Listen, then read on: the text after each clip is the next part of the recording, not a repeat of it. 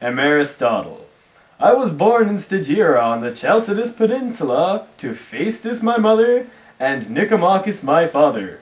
Instead of going to school, I was taught by my father, who is the physician of the king of Macedon, Amyntas III. My mother died early in my life, and my father died when I was 10, making me an orphan.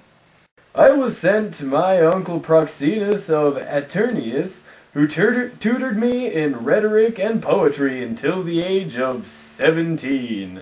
At age 17 to 37, I traveled to Athens to study under Plato. My master Plato, what must I do? After Plato's death, I was invited to live with Hermias, ruler of Atarneus. I married Hermias' niece Pythias during my stay.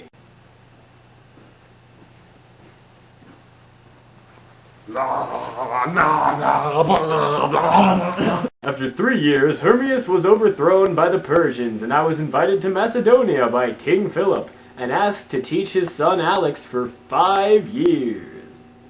Master Aristotle, what should I do? Kill everything. Yes, I came, I saw, I conquered. After the death of Philip, Alex went on to conquer some places and changed his name to Alexander the Great. I left Macedon at this time and returned to Athens to set up my school, the Lyceum.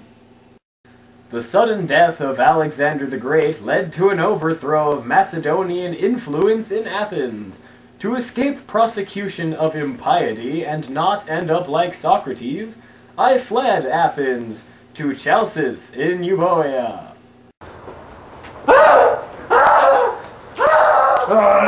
Aristotle! My first year of residence in Chalcis caused me to contract a stomach virus and die in year 322. Aristotle, what's the matter?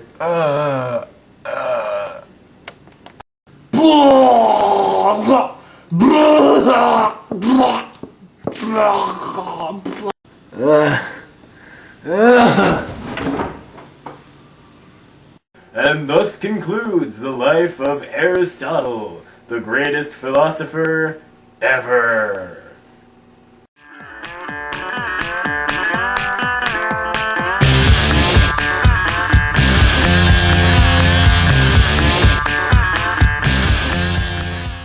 Welcome, audience members, to Inside the Philosopher's Studio.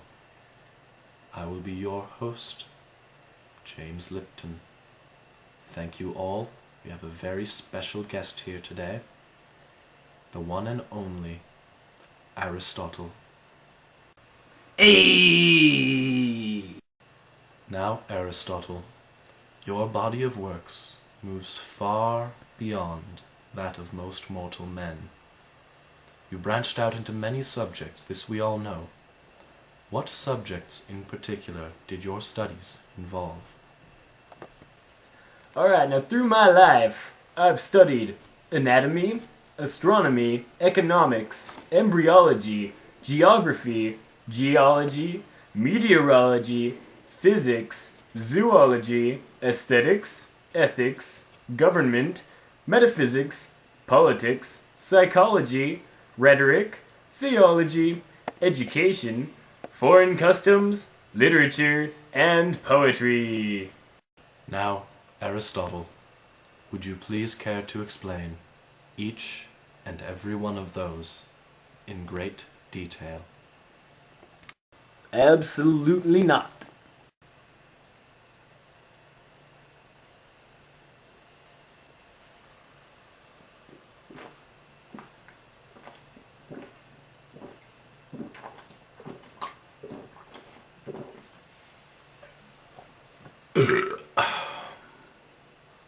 Well then, in that case, would you please care to explain what, in your view, the world is composed of?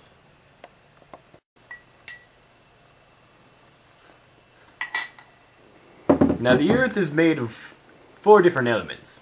You have earth, water, air, and fire.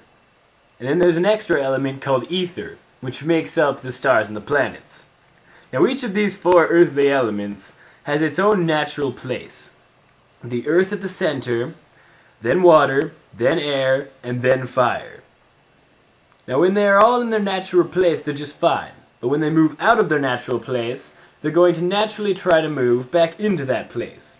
Which is why bodies sink in water, air bubbles float up, rain falls, flame rises in the air, and then by contrast, all heavenly bodies made from ether move in a constant, perpetual, circular motion.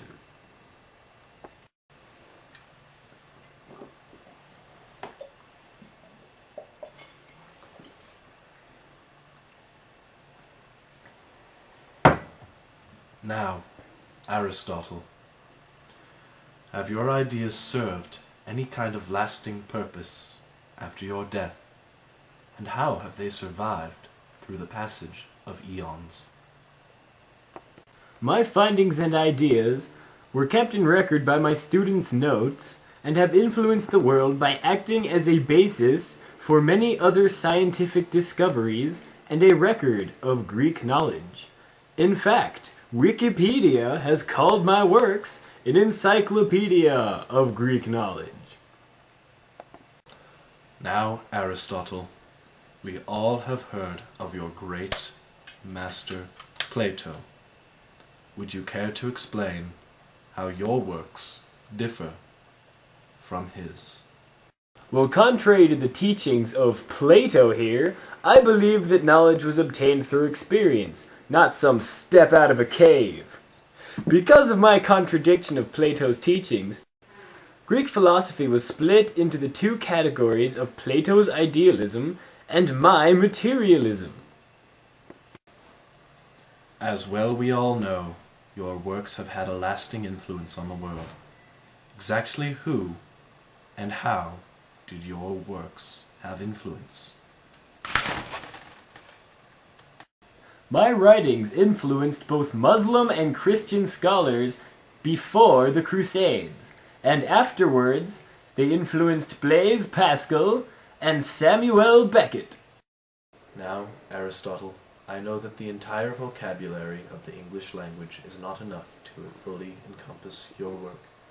But please, if you will, try, for my own sake, to condense it into 2 meager words. Tangible observation.